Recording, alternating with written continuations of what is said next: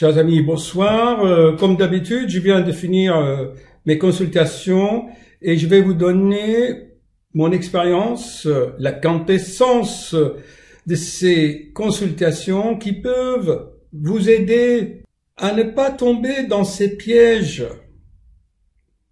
les pièges des différentes formes de maladies et leurs symptômes. Je vais vous projeter ces vidéos, il y en a 2 ou 3, je crois, mais avant, je vais vous les présenter. La cause commune à toutes ces manifestations, tous ces symptômes, chers amis, je le constate, c'est la peur. Mais la peur, on va pas vous dire que j'ai peur. Mais comme l'être humain est un être hypocrite et il va par des chemins détournés, la peur chez lui, actuellement, sur la planète entière, va se manifester de différentes façons. D'abord, l'hypocrisie, je viens de le dire. Échapper à sa responsabilité. Le principe de précaution. Si je fais ça, eh ben, je vais avoir ça, donc je ne veux pas le faire. Et puis, qu'en dira-t-on? Mais si je gronde mon fils ou mon enfant, ou si je lui dis ça, non, je le laisse. Après, qu'est-ce qu'il va penser de moi? Qu'est-ce qu'ils vont penser les autres de moi si je fais cela? Et pourtant, l'être humain sait au fond de lui-même, puisque sa conscience l'avertit constamment, mais il n'écoute pas sa conscience. La peur, c'est ça, chers amis, c'est que l'être humain s'est coupé de sa conscience, et cette conscience est normalement en résonance avec la force cosmique qui le nourrit. L'être humain se nourrit de courage, d'amour, d'empathie, de tendresse. Il ne peut pas se nourrir uniquement par du pain, comme un grand maître l'a dit. C'est dommage, je le constate dans mon cabinet. Et là, c'est à propos de cette vidéo, ce que même mes chers collègues, les médecins, il faut les comprendre. En fait, par ce principe de précaution et parce qu'ils n'osent pas sortir du cadre, ils se bornent à ce qu'ils ont étudié. Ils sortent pas de leurs livres. Mais c'est important, ça. Écoute, cher confrère, tu as 40 ans d'expérience, tu sais. Ah non, il n'ose pas. Qu'est-ce qu'il va penser, le malade? Et si je lui donne ça, il va faire ça. Si je n'augmente pas la dose, il va faire sa crise cardiaque. Donc, les gens se protègent et ils se défendent. Pause. Quelle est la solution à cela, chers amis? Qu'est-ce que vous en pensez?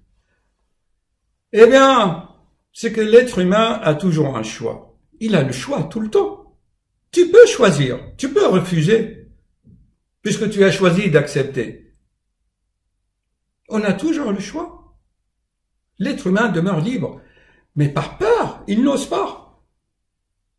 Je vous donne un exemple que j'ai admiré dans des documentaires sérieux. J'ai vu une fois dans un documentaire un soldat israélien qui, il fait son devoir, bien sûr, qui veut contrôler un Palestinien sur un poste frontière. Bon, il fait son boulot. Et le Palestinien aussi, il est fier. Les Palestiniens, les Arabes en général, j'admire, ils ont ce sens d'honneur, de courage. Pour rien au monde, il vendra pas son âme, ni sa dignité. Alors, le jeune soldat voulait en quelque sorte le contrôler, mais il l'a fait d'une façon humiliante. Déshabille-toi, tu caches une bombe. L'homme palestinien, avec sa fierté, que j'admire, n'a pas obéi. Il n'a pas, s'est pas déshabillé, parce que la pudeur dans cette partie du monde, la pudeur, c'est quelque chose de sacré. Voyez bien que le soldat israélien avait le choix de tirer et le Palestinien avait le choix aussi soit de refuser, soit d'accepter. Quand le soldat israélien a vu le courage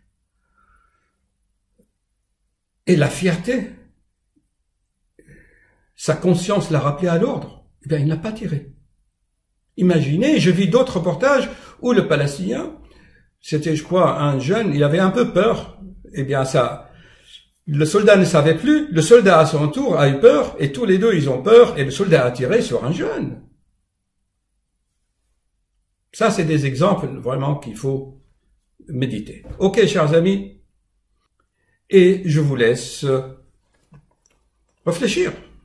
Mais sachez toujours, chers amis, que vous avez le choix.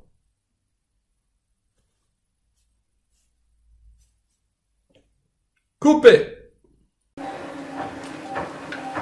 Chers amis, bonjour. En direct du cabinet des cardiologues. Je reçois encore un super patient, gentil, intelligent. On lui a mis des stents, on lui a fait 1000 opérations sur le cœur, l'IRM, le scanner, le test d'effort, le holter, tout ce que vous voulez. Or, mes chers collègues des grands hôpitaux de Paris, les chefs des cliniques, des grands professeurs, ils ont pensé que cette douleur, c'est du cœur.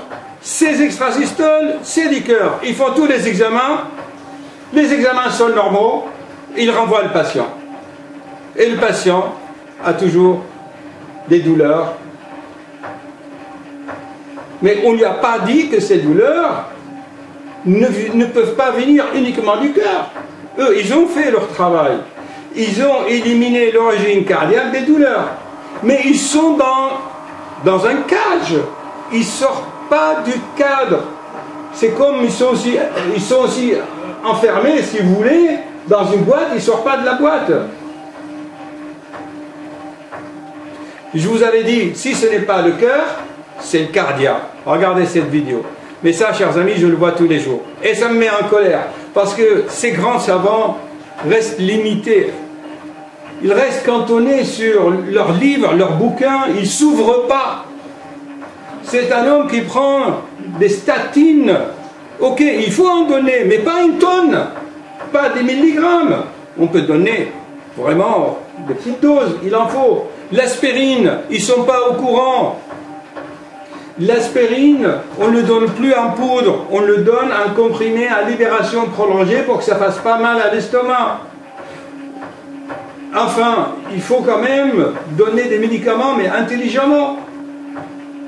Ensuite, personne ne lui pose la question, comment il est. Quand il a ses fatigues, c'est parfois il a envie de faire la sieste, il ronfle la nuit, personne n'a pensé à lui faire une polygraphie de sommeil pour rechercher les apnées. Donc c'est toujours, chers amis, n'oubliez pas, il y a une sorte de triade, d'accord? On appelle ça des effets secondaires. C'est quand on fait des apnées, par exemple, la nuit, on inspire, donc on siphonne l'acide dans l'œsophage. Et les médicaments brûlent l'estomac, vous avez vu les effets secondaires. Donc en fait, les grands docteurs ne savent pas faire les diagnostics des effets indésirables des médicaments. Ça, ils n'y pensent pas. Ils pensent à faire des IRM du cœur, les voilà. Les IRM du cœur, les échographies, ils pensent, mais ils ne pensent jamais que ces produits pharmaceutiques peuvent faire du mal. Je n'ai vu rarement un médecin qui pense que, tiens, ça peut être un effet du médicament. Non, il donne un autre médicament. Non, il augmente la dose de médicament. Mais c'est de la folie, ça. C'est manque de discernement, manque de réflexion, manque d'intelligence.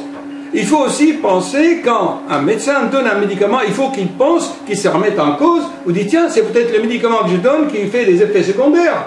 Je peux peut-être diminuer la dose. Eux, ils pensent à l'augmenter. Mais c'est illogique, tout ça.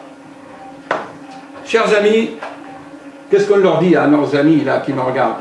Dites votre dernier mot, monsieur. Votre commentaire à ce que je viens de dire. Peut-être qu'il va se sentir mieux. Voilà, faut voir. Et quoi, vous, qu'est-ce que vous dites? Peut-être qu'il va se sentir mieux. Eh bien, le patient se sent déjà mieux. Il est sur le vélo en train de pédaler. Au revoir, chers amis, à bientôt. Est-ce que je suis clair, chers amis?